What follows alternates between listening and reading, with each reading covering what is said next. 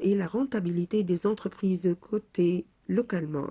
Cette hausse des prix joue un rôle clé car les marchés africains sont très liés aux prix mondiaux de l'énergie, surtout en Afrique subsaharienne qui dépend largement des importations énergétiques.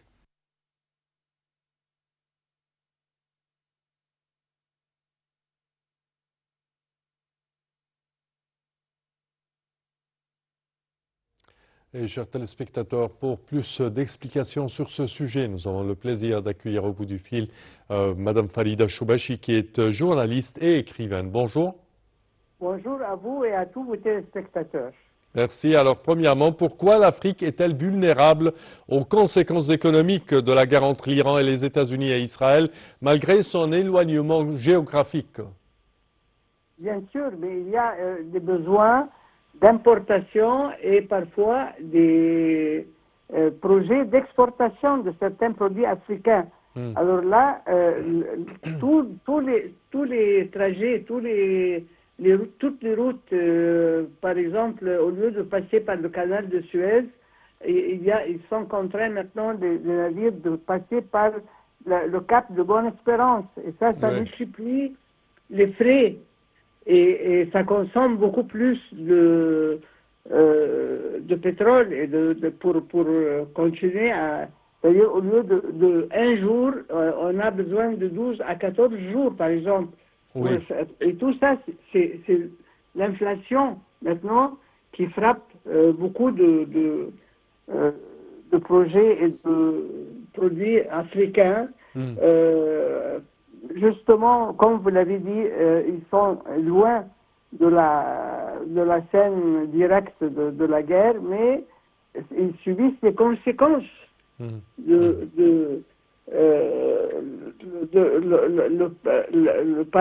paralyser les routes et tout ça, c'est le peuple africain, des pays africains qui payent le prix. Oui, certainement. Dans quelle mesure les perturbations du commerce international, notamment dans le détroit d'Ormuz et le canal de Suez, peuvent-elles fragiliser les économies africaines? Ils peuvent fragiliser, ça c'est certain, mais à quel point on essaye maintenant de limiter les dégâts et les pertes, parce qu'il faut payer pour comme ils sont comment dire, contre les risques, parce que il faut payer pour les dégâts et les assurances, oui, contre tout ça.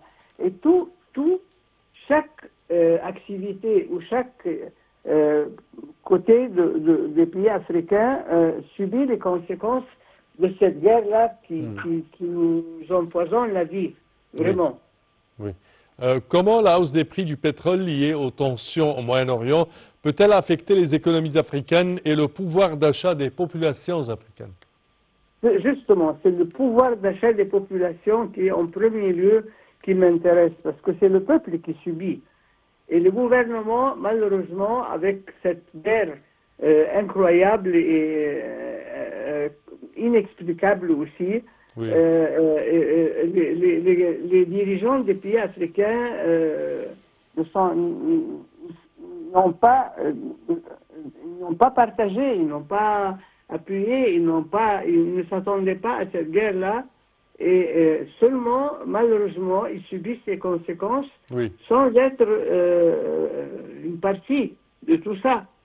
Et justement, il y a tous les produits d'énergie ont augmenté d'une façon incroyable.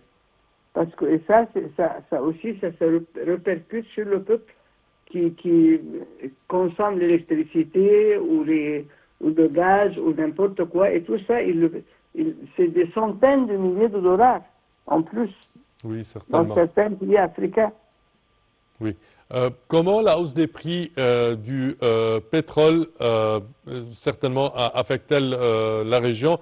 Néanmoins, les pays africains devraient-ils adopter des stratégies économiques ou énergétiques pour réduire leur dépendance aux crises géopolitiques mondiales? Bien sûr, ils sont obligés, on n'a pas d'autre issue. Hmm. Il faut confronter cette, comment dire, cette catastrophe-là du Niger qui n'est pas, jusqu'à maintenant, moi personnellement, je me demande comment le monde entier permet à un type comme M. Trump, le Oui. président américain, de semer la pagaille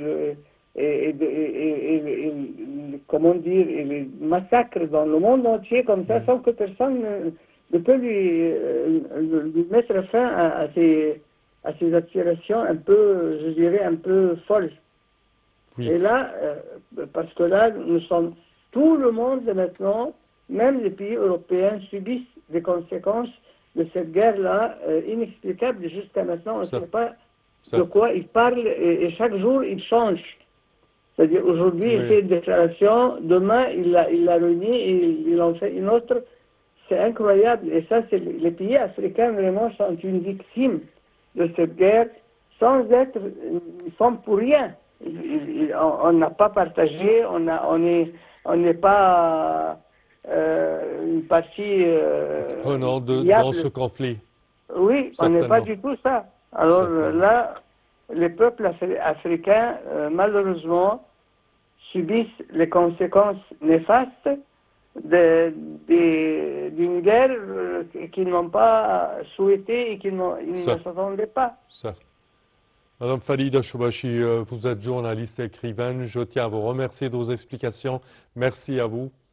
Et nous enchaînons, chers téléspectateurs, avec ce commentaire depuis les frappes conjointes des États-Unis et d'Israël contre l'Iran à la fin de février 2026. Un conflit armé s'est intensifié dans le Moyen-Orient, impliquant riposte iranienne et réaction internationale. Cette situation a créé un choc géopolitique majeur avec des implications économiques et financières mondiales, notamment sur les matières premières, les denrées alimentaires, les indices boursiers et les marchés émergents. Pour plus de détails, voici un commentaire. La traversée autour du cap de Bonne-Espérance allonge significativement les voyages. Le trajet peut ajouter jusqu'à 12 à 14 jours de navigation par rapport à la route par le canal de Suez. Cette extension du parcours représente plusieurs milliers de milles nautiques supplémentaires, ce qui multiplie la consommation de carburant, augmente le temps de travail de l'équipage et accroît l'usure des navires. Le détour entraîne une augmentation directe des coûts pour les compagnies maritimes. Les navires consomment beaucoup plus de fuel pour parcourir la distance plus longue, ce qui peut ajouter plusieurs centaines de milliers de dollars par voyage. Assurance, les primes d'assurance, notamment les assurances risques de guerre ou de longue durée en mer, restent élevées même sur les routes alternatives. Le prolongement des voyages implique des salaires d'équipage plus élevés